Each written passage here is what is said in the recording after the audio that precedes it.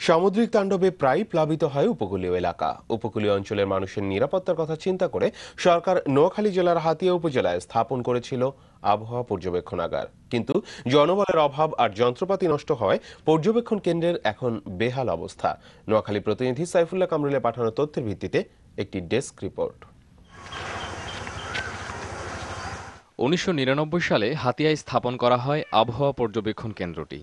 এখানে রয়েছে বৃষ্টিপাত, তাপমাত্রা, বাতাসের আর্দ্রতা, সমুদ্রচাপ পর্যবেক্ষণের ব্যবস্থা।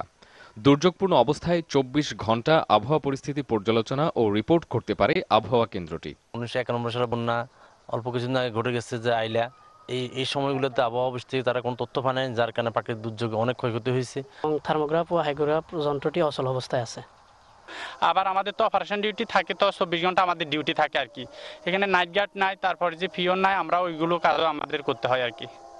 কিন্তু নিয়মিত বিদ্যুতের সরবরাহ না থাকায় গবেষণা কেন্দ্রটির একমাত্র কম্পিউটার কাজ করছে না।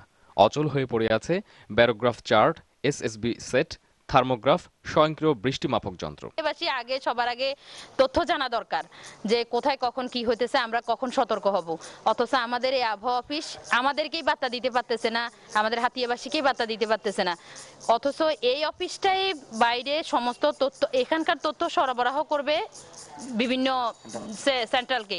অত সেন্ট্রালকে কি দিচ্ছে না দিচ্ছে আমি জানি না। যেখানে হাতিয়ার অবস্থা এরকম, সেখানে সেন্ট্রালে কিরকম তথ্য যাচ্ছে। যন্ত্রপাতি অকেজো হয়ে থাকার পাশাপাশি রয়েছে প্রচুর লোকবল সংকট। এমন অবস্থায় নিয়মিত বিদ্যুৎ সরবরাহ করে আবহাওয়া কেন্দ্রটি চালু হলে হাতিয়াবাসীর নিরাপত্তা নিশ্চিত হবে। মোহাম্মদ তৌহিদ, দিগন্ত নিউজ ডেস্ক।